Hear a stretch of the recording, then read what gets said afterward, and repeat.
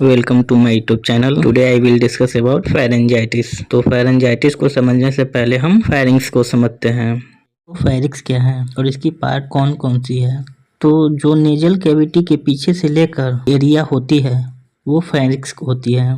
Pharynx की 3 part होती है। जो नेजल कैविटी की पोस्टीरियर साइड में प्रेजेंट होती है उसको नेजोफेरिंक्स कहा जाता है। जो ओरल कैविटी की पोस्टीरियर साइड में प्रेजेंट होती है उसे ओरोफेरिंक्स कहा जाता है। और जो सबसे लास्ट में ओरोफेरिंक्स के नीचे में जो पार्ट होता है उसे हाइपोफेरिंक्स कहा जाता है और इसी को लैरिंजोफेरिंक्स कहा जाता है। तो ये इसकी 3 टाइप्स हो गई, नेजोफेरिंक्स, ओरोफेरिंक्स और लैरिंजोफेरिंक्स। उम्मीद है कि फेरिंक्स समझ में आ गया होगा।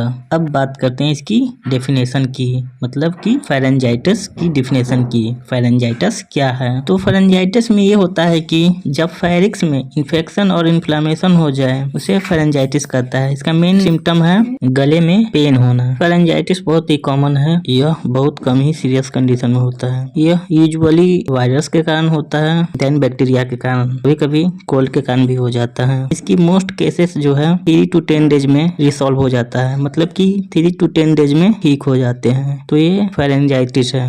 अब बात करते हैं इसकी टाइप्स की। टाइप्स को देखें तो ये 2 टाइप्स की होती है, एक्यूट फेरेंजाइटिस और क्रोनिक फेरेंजाइटिस। एक्यूट फेरेंजाइटिस में रैपिड ऑनसेट होता है, सडन सिम्टम दिखने लगता है और ये शॉर्ट टर्म के लिए होता है, 5 to 10 डेज के लिए। क्रोनिक फेरेंजाइटिस में ग्रेजुअल ऑनसेट होता है, मतलब कि इसका सिम्टम बहुत लेट शो होता है और ये मोर देन 10 डेज के बाद ही होता है। तो ये था इसकी टाइप्स। अब बात करते हैं इसकी कॉजेज की, मतलब कि इसका कारण देखेंगे कि फेरेंजाइटिस होने का क्या क्या कारण है। फेरेंजाइटिस की कॉजेज की बात करें तो इसका मेन कॉजेज है वायरल इन्फेक्शन। 60 to 80% जो इन्फेक्शन होता है वायरल इन्फेक्शन के कारण होता है, जैसे कि रेनोवायरस, कोरोना वायरस। दूसरे नंबर पर आता है बैक्टीरिया वायरस जो 15 to 20% कॉज करता है, जैसे कि स्ट्रेप्टोकोकस और माइकोप्लाज्मा न्यूमोनियाई। और अदर कॉजेज है ओरल थ्रस। ओरल थ्रस क्या है, ये एक फंगल इन्फेक्शन होता है जिसका मेन कॉजेज है कैंडिडा अल्बिकेंस। इसकी नेक्स्ट कॉजेज की बात करें तो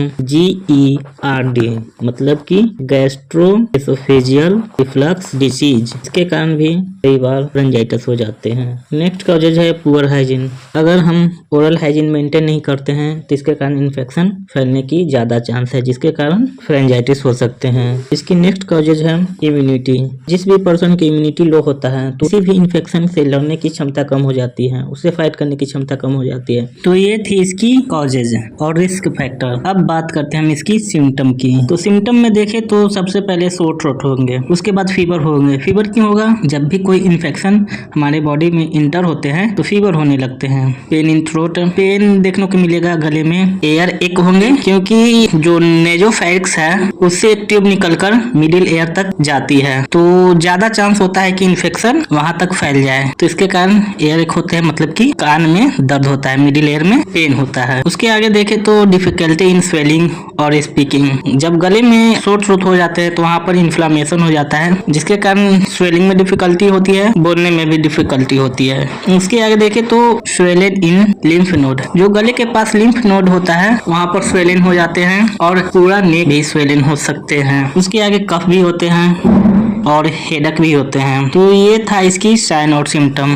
अब आगे देखते हैं डायग्नोस्टिक एवल्यूशन, मतलब कि इसकी क्या क्या टेस्ट होती है। डायग्नोस्टिक एवल्यूशन की बात करें तो यहाँ पर ज्यादा कुछ देखने को नहीं मिलता है। तो सबसे पहले हम पेशेंट को हिस्ट्री टेकिंग करेंगे। हिस्ट्री टेकिंग में ये देखेंगे कि पेशेंट पिछले दिनों से क्या खा रहा है, कैसा एनवायरमेंट में रह रहा है, उसका हाइजीनिंग कैसा है, ये सब हिस्ट्री टेकिंग में देखेंगे। दूसरे नंबर पर है फिजिकल एग्जामिनेशन। फिजिकल एग्जामिनेशन में ये एग्जामिनेशन करेंगे कि नेक स्वेलन हुआ है कि नहीं, टंग पर कोई इन्फेक्शन वगैरह है कि नहीं। तीसरे नंबर पर आता है थ्रोट स्वैब कल्चर। इसमें स्वैब कल्चर लेते हैं माउथ से और उसका टेस्ट करते हैं। ब्लड टेस्ट में सीबीसी में ये देखेंगे कि पेशेंट को कोई बैक्टीरियल इन्फेक्शन है कि नहीं, या कोई फंगल या कोई वायरल इन्फेक्शन। तो ये थी इसकी डायग्नोस्टिक एवल्यूशन। अब बात करते हैं इसकी मैनेजमेंट की। तो मैनेजमेंट में सबसे पहले हम मेडिकली मैनेजमेंट करेंगे। तो मेडिकली मैनेजमेंट देने से पहले ये ध्यान रखेंगे कि इन्फेक्शन किस काज से हुआ है। अगर वायरस से हुआ है तो एंटीवायरल देंगे, अगर बैक्टीरिया से हुआ है तो एंटीबायोटिक देंगे। अब बात करते हैं एंटीवायरल की।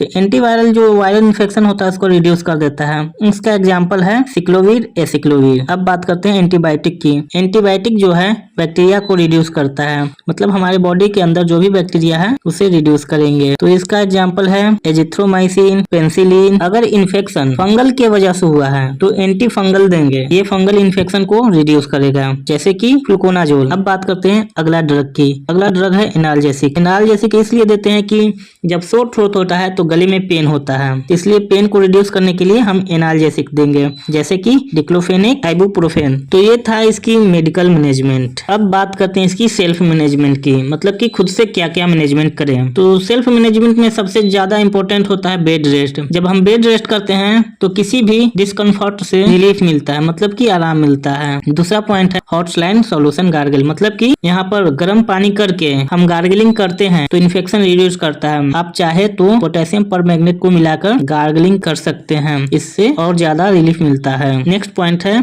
Ice collar. यह एक आइस बैग होता है जो हमारे गर्दन की चारों तरफ लगता है, जिससे पेन से रिलीफ मिलती है। नेक्स्ट पॉइंट है स्टीम इनहेलेशन। जब हम स्टीम इनहेलेशन करते हैं तो रेस्पिरेटरी ट्रैक्ट का इन्फेक्शन को ये रिड्यूस करता है। नेक्स्ट पॉइंट है लिक्विड डाइट। लिक्विड डाइट इसलिए देंगे जब हमें सोर थ्रोट होता है, स्वेलिंग करने में डिफिकल्टी होती है, इसलिए हम लिक्विड डाइट देते हैं, क्योंकि लिक्विड डाइट जो होता है इजीली पास हो जाता है। नेक्स्ट पॉइंट है पेशेंट पेनाल्टी ऑफ फ्लूइड, मतलब कि पेशेंट को ज्यादा से ज्यादा फ्लूइड देंगे। लास्ट पॉइंट है मेंटेन ओरल हाइजीन, मतलब कि जो हमारा माउथ है उसे पूरी तरह से हाइजीनिक रखेंगे ताकि किसी भी इन्फेक्शन से बच सकें। तो ये थी इसकी मैनेजमेंट। अब बात करते हैं इसकी कॉम्प्लिकेशन की, मतलब कि इस डिसीज में कौन कौन सी कॉम्प्लिकेशन देखने को मिलती है। तो यहाँ पर बहुत सारी कॉम्प्लिकेशन देखने को मिलते हैं, जैसे कि peritonsillar abscesses, rheumatic fever, kidney disease, sinusitis, otitis media, epiglottitis, pneumonia. उम्मीद है कि ये टॉपिक अच्छे से समझ में आ गए होंगे। आज की वीडियो में बस इतना ही। अब मिलते हैं नेक्स्ट वीडियो में दूसरे टॉपिक के साथ। Thank you.